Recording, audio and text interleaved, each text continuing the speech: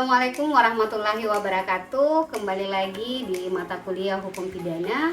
Setelah pertemuan kemarin kita membahas tentang apa itu hukum pidana, kali ini saya akan mencoba mengantarkan kepada teman-teman tentang sifat, kedudukan, tujuan, dan asas dalam hukum pidana. Oleh karena itu, jangan kemana-mana, yang di rumah aja, yang lagi bertugas di kantor, kita akan mendengarkan penjelasan atau mengantar penjelasan tentang materi yang kedua. Sifat dan kedudukan hukum pidana. Yang pertama adalah kedudukan hukum pidana. Jadi, hukum pidana itu merupakan bagian dari keseluruhan hukum di Indonesia yang kedudukannya sama dengan hukum perdata, hukum administrasi negara, hukum tata negara, bahkan sama kedudukannya dengan hukum adat. Nah, sifat dari hukum pidana itu adalah publik. Artinya, hukum pidana mengatur antara orang dengan negara.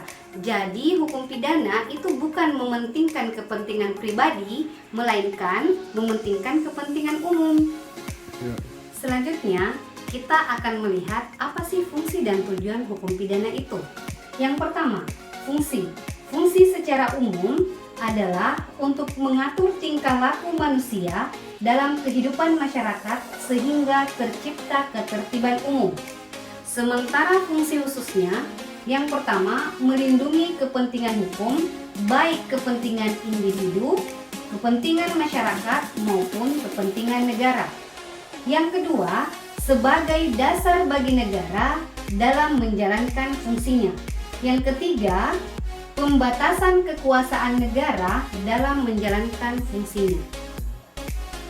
Sementara tujuan dari hukum pidana secara umum adalah untuk melindungi kepentingan hukum, baik kepentingan hukum orang, masyarakat, maupun kepentingan hukum negara.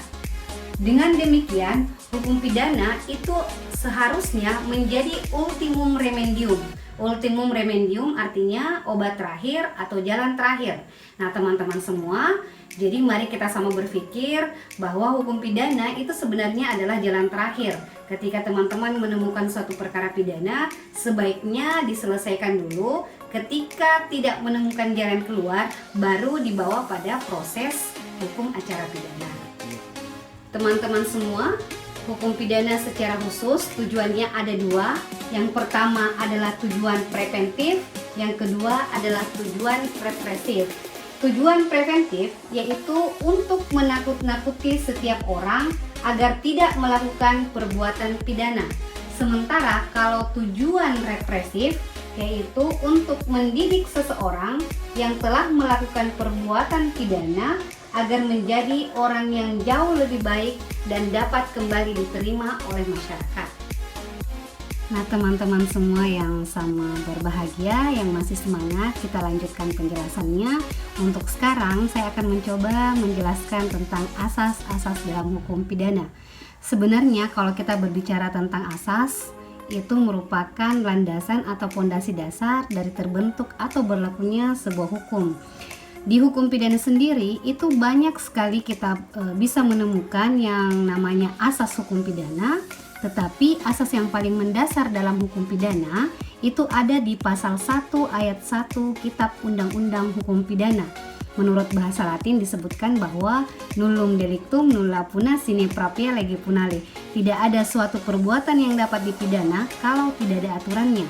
Asas ini disebut dengan asas legalitas. Jadi, kalau ada perbuatan dan tidak ada aturannya, hal tersebut tidak bisa dipidana.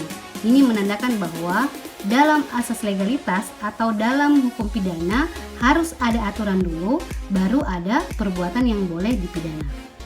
Nah, teman-teman semua, asas legalitas itu menandakan dua hal. Yang pertama, asas legalitas itu menunjukkan adanya kepastian hukum.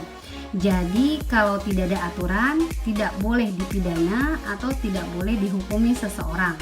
Yang kedua, undang-undang itu tidak boleh berlaku surut.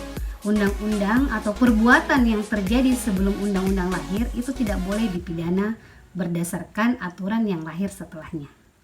Nah, teman-teman semua, demikianlah penjelasan singkat dari saya tentang sifat, kedudukan, tujuan, dan asas dalam hukum pidana. Untuk selanjutnya, kita akan berdiskusi di grup WhatsApp masing-masing. Jangan patah semangat, jangan bosan dulu. Sampai ketemu di diskusi kita berikutnya. Billahi taufiq wal hidayah. Wassalamualaikum warahmatullahi wabarakatuh. Bye.